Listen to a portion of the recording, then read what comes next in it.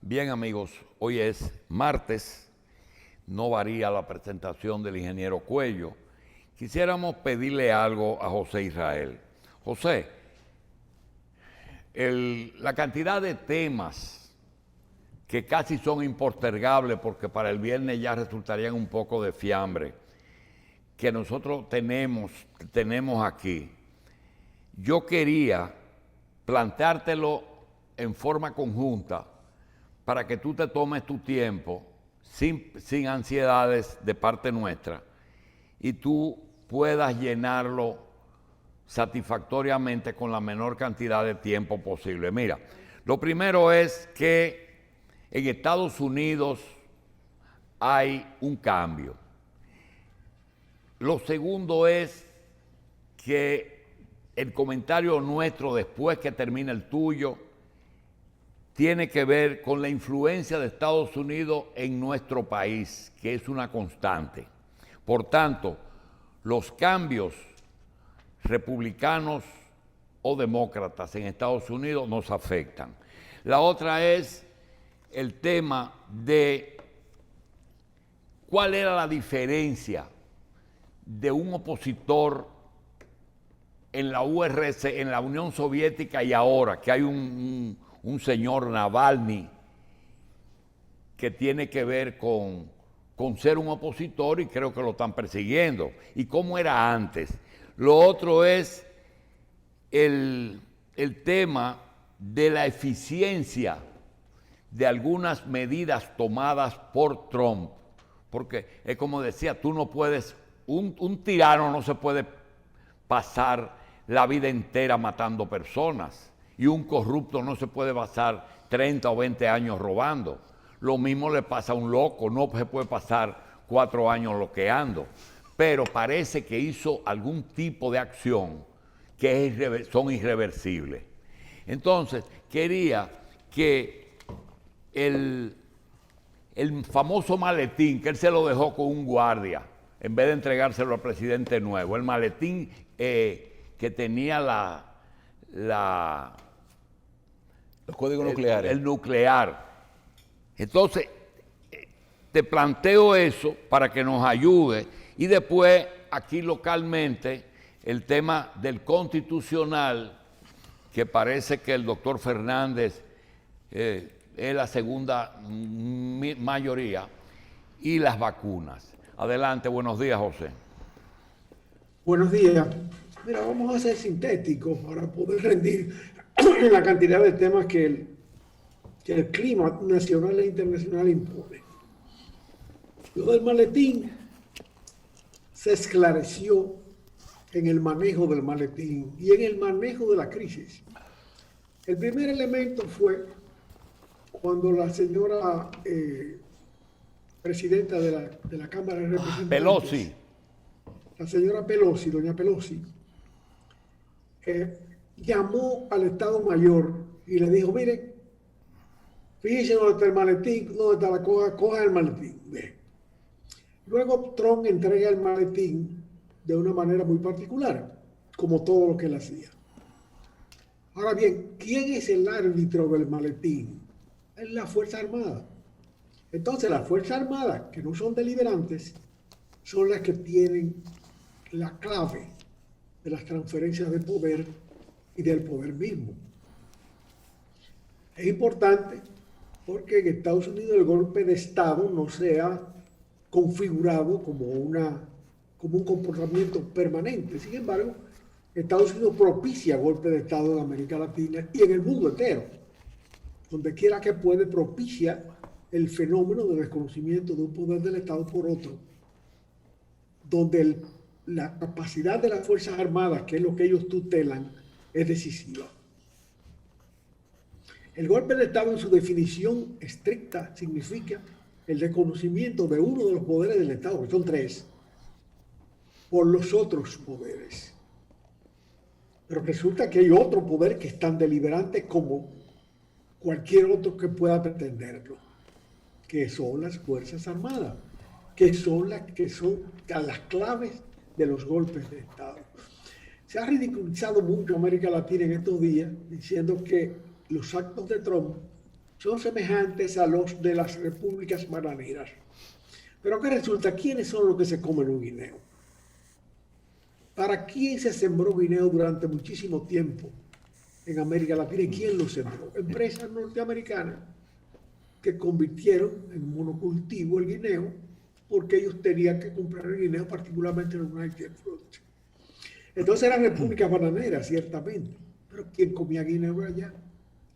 Y quien decidía sobre el comportamiento político de esas naciones en beneficio de sus intereses era esas empresas bananeras a través de las Fuerzas Armadas locales. El poder del maletín definió que en Estados Unidos también la última confianza, tanto de la señora Pelosi, que es una estadista madura, como del propio Trump, eran guardias. Palabras hay, vigilemos los hechos. Hay otro tema que es el problema de las mayorías. ¿Qué es la mayoría en Estados Unidos? Cuando uno ve cómo ha conformado su equipo de gobierno Biden, nosotros lo que tenemos es un tutti frutti, o Macedonia de frutas. A Yugoslavia le llamaban Macedonia, o hay una región de Yugoslavia que se llama Macedonia, porque Yugoslavia era, lamentablemente ha dejado de serlo, un mosaico de naciones. Por eso le decían, una parte fundamental se le llama Macedonia. Y al tutti frutti se le llama Macedonia de frutas. Ahora tú tienes que el presidente católico, como fue esposa, como era el esposo de Trump, como la de Kennedy y Kennedy, todos eran blancos, pero de una religión minoritaria, la católica. La inmensamente feliz, como merecidamente feliz, doña Kamala, conlleva en sí mismo tres minorías: hija de inmigrantes, negra y mujer. Según la Constitución, preside el Senado, donde su voto es el voto decisivo, porque no solamente hay 50 representantes de uno y 50 representantes de otro, sino que ese 50-50 lo decide ella. El ministro de Defensa es retirado por primera vez en la historia, es una minoría. Nunca se había visto el caso de que una persona retirada del ejército dirigiera las Fuerzas Armadas norteamericanas. Pero además es negro. Y lo que es más importante, es parte de ese complejo militar industrial que denunció Eisenhower en su discurso de entrega del poder a Kennedy. Igual que como lo era Cheney, el de Halliburton. Hay que recordar que el señor Cheney era presidente de Halliburton por muchísimos años, después de haber sido ministro de Defensa en el gobierno de Gerald Ford, un gobierno de golpe de Estado. Porque a Nixon se le dio un golpe de Estado. A Nixon no se le sacó por la tontería de Watergate. Se le sacó por su política. Nixon fue que estableció relaciones con China. Cometió el disparate de Watergate y por ahí lo cogieron. Y ahí pasó una camada que constituyó ese gobierno de Gerald Ford, que tú la identificas luego en el gobierno de Bushito, donde Cheney era vicepresidente. Ahora, cuando estuvo fuera del poder después de ese golpe contra Nixon, el señor Cheney pasó a presidir Halliburton. Halliburton es una empresa que provee servicios a la Fuerza Armada de cualquier tipo, hasta camiones le alquila. Y le proporciona camioneros, pero vende armas, vende de todo, y vendió mucho. Era un proveedor efectivo y además privilegiado. Cuando él dice, me tengo que retirar porque voy a ser vicepresidente de los Estados Unidos, le tocaba una suma determinada de dinero como liquidación y se la duplicaron. Se la duplicaron como pago por adelantado de los servicios que desde la vicepresidencia prestó con eficiencia. Entre otras cosas, propiciar guerras, porque desde la vicepresidencia, sobre todo con un idiota como presidente, usted puede perfectamente hacer guerras fuera de su país, en el caso de Trump, dentro de su país. Seguimos viendo las minorías. Un latino timonea la política migratoria y una mujer dirige los servicios de inteligencia. Alejandro Mayorkas, otro inmigrante nacido en Cuba, es secretario de Seguridad Interior, primer latino elegido para encabezar ese departamento. La señora Haines, otra mujer, es directora de Inteligencia Nacional y fue directora adjunta de la Central de Inteligencia, de manera que asesoró a Biden y ahora pasa a dirigir la Inteligencia Nacional de Estados Unidos. Primera mujer en desempeñar esa función. Y así por el estilo, podíamos hablar de Linda Thomas. Linda Thomas, otra mujer afro-norteamericana de 35 años de experiencia en el exterior, ser embajadora en Naciones Unidas. Doña Janet Yellen, no solamente mujer, sino sabia, que dirigió la Reserva Federal, es ahora secretaria del Tesoro. Es la primera mujer en liderarlo.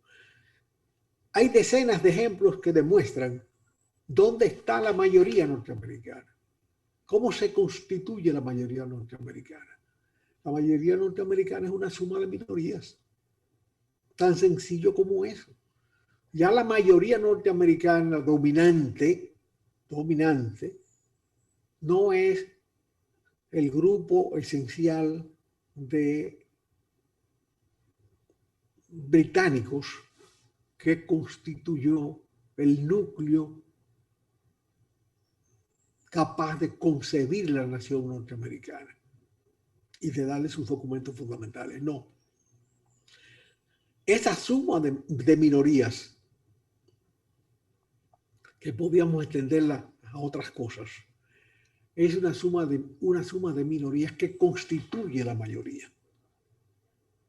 Y que en este caso, al constituir el poder, el presidente Biden ha respetado y tenido en cuenta.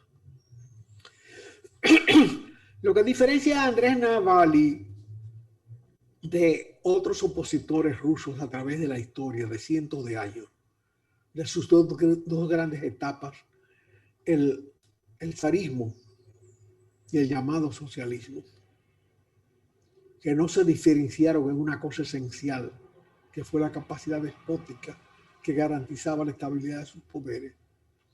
Lo que diferencia a Navalny no es que esté preso o que no esté preso. Lo que lo diferencia es que no va a estar preso. Ni él, ni los miles que están siendo reprimidos hoy en toda Rusia.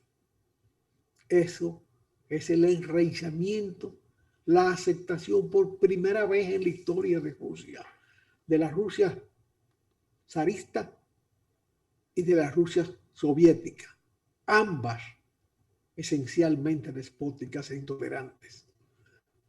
Ese señor Navalny, que se graduó en la Lubumba, donde habrá conocido todavía en el 98 algunos dominicanos residuales que quedaban por ahí, pues se formaron muchísimos allá, fue arrestado este domingo después de haber salido hacia Alemania y desafiado a los tribunales rusos retornando a su país, que es su país, provocando manifestaciones políticas de apoyo inéditas en la historia de esa nación. Él se diferencia en que va a salir de la cárcel. No es que está preso, no, porque preso ha estado todo el mundo en ese país, en esa nación. Hay nadie se ha salvado de pasar por las cárceles. La esposa de uno de los grandes del poder stalinista, de Molotov, estaba presa. Molotov era ministro de Relaciones Exteriores. Y estaba presa en tales condiciones que el día que muerto Stalin la van a sacar de la cárcel esa misma noche. ella le da las gracias a Stalin. Yo sabía que mi amigo Stalin no me iba a mantener presa indefinidamente. Tenía como un año ahí trancado. Así que se llegó al envilecimiento del ser humano, a creer que el déspota es tu garantía. Y de alguna manera lo es porque era el único que tenía capacidad de soltar y de coger. Lo que diferencia a Navalny hay que recordar cómo avanza hacia el poder ese señor. A través de la bolsa de valores se incorpora a la formalidad de ciertas empresas y ahí lleva la voz identificando cómo esas empresas se convirtieron en privadas siendo estatales de la noche a la mañana.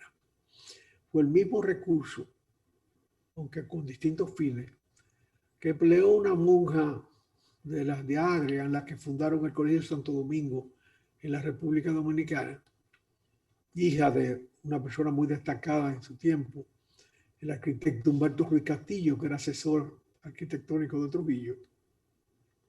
Se hizo monja y un día vino a la República Dominicana preocupada por la situación de Golfan Western y decidida a participar desde su posición de dirigente de esas monjas norteamericanas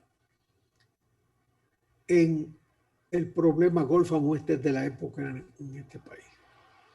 Alguien le aconsejó, mira, la mejor forma desde ahí donde tú estás es infiltrarse en Golfan Western a través de la Asamblea General de Accionistas.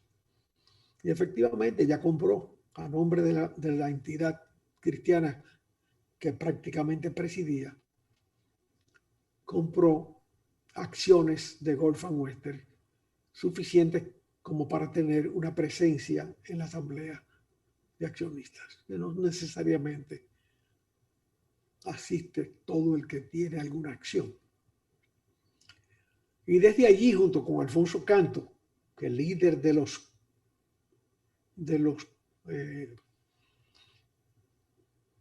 colonos del Central Romana, también había comprado acciones para los mismos fines.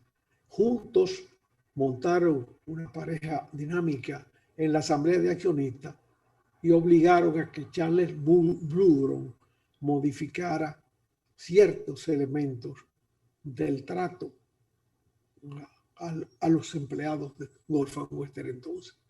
Bueno, Navalny hizo eso mismo en las empresas que pudo en Rusia y ahí desarrolló su personalidad política. Y lo que lo diferencia, reitero, es que él va a salir de la cárcel y van a salir todos los que se han cogido presos en estos días legitimados. Y eso es un paso de trascendencia enorme en la vida política de esa Rusia despótica, históricamente despótica. Para medir la eficiencia de Trump, hay que medirla por la eficiencia de él en el manejo de la pandemia. El número de afectados es una vergüenza para los Estados Unidos. Y es una vergüenza por el manejo. No es porque Estados Unidos no tenga recursos y capacidad para haber liderado este proceso de la pandemia con mejores resultados. Los resultados malos se hacen con un dirigente que lo primero que hace es renegar de la mascarilla. Yo no me pongo eso no sirve para nada.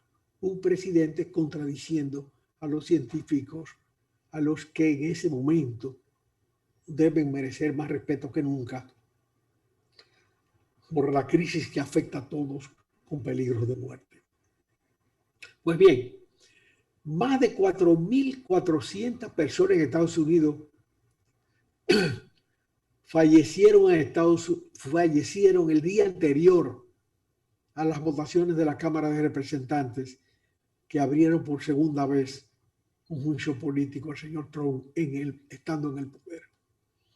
Esas 4.400 personas son más que las que murieron en Pearl Harbor cuando se produjo el ataque siempre puesto en duda de los japoneses a la base norteamericana en esa isla del Pacífico. Son más que los que murieron el 11 de septiembre de 2001, cuando se produjo el atentado contra la Torre Gemela. Son más que los que murieron en la batalla de Antietam, la que puso fin a la guerra de secesión. De manera que esa es la síntesis de la capacidad del señor Trump como gobernante. Una cantidad de las medidas que él tomó de aislacionismo de Estados Unidos están siendo revocadas de la noche a la mañana por el nuevo gobierno. Y eso indica que hay dos tendencias muy fuertes en el poder norteamericano. Pero en lo que constituye para nosotros la situación, hay que decir que el país quizás más integrado a la economía norteamericana es nuestro país, porque la colonia dominicana en Estados Unidos es la colonia extranjera más vinculada a su país y más determinante en su país, en su presencia efectiva como colonia responsable que manda recursos al país. La primera cosa que comenzó a tener un comportamiento mejor en la economía dominicana tras la aceptación de que estábamos en una pandemia fueron las remesas de los dominicanos desde Estados Unidos. Y eso no solamente se ha mantenido, sino que es creciente. Es creciente en cantidad y es creciente en porcentaje. Y entonces me permite eso una meditación. ¿Cómo es posible que la República Dominicana haya firmado, bueno, no firmó, se adhirió, un convenio de libre comercio con Estados Unidos y Centroamérica que no contemplara el libre movimiento de la masa laboral? En los factores de producción, o sea, materia prima, maquinaria, tecnología, todos esos son los factores que constituyen, que determinan para que un sistema productivo sea eficiente. La mano de obra todavía es determinada. Digo todavía porque la automatización va ganando espacio. Pero ¿cómo es posible que ni siquiera se contemple la relación de la mano de obra? ¿Qué debería ser, en el caso de su importancia todavía hoy en la producción, debía ser el primero de los elementos a tener en cuenta? Y lo lógico es que la libre circulación de la mano de obra que determina, en el caso de Estados Unidos, el nivel de los salarios internos. Porque la mano de obra pobre de América Latina que llega a Estados Unidos baja, tiende a bajar, provoca un lastre en las presiones legítimas de sus obreros por aumento de salario. De manera que para ellos es beneficiosa la presencia de mano de obra de América Latina. Pero eso no se contiene. Tampoco se contiene en otros tratados norteamericanos con América Latina. Es interesante tenerlo en cuenta porque otras actividades han de desarrollarse muy próximamente en la modificación de esos convenios y el Estado dominicano debe privilegiar en esas discusiones el elemento mano de obra libre de transferencia para fines de mejorar y solidificar la presencia de una emigración dominicana en Estados Unidos que garantice ese flujo de ayuda a familias, de una familia a otra, dentro de una familia, pero de ayuda de los nacionales a la nación dominicana, no solamente en momentos de crisis, sino como una vigorosa vía de transmisión de recursos. Otro tema es el que las vacunas no llegan al país. Ese es un misterio. Uno de los primeros países que localizó recursos para pagar por adelantado partidas importantes de la vacuna. Y al 19 de enero, de hace unos días, se habían distribuido alrededor de 39 millones de dosis de la vacuna en 49 países y a la República Dominicana no ha llegado una vacuna ni siquiera para comenzar a probar en los sectores más necesitados de un proceso que es largo, pesado y difícil.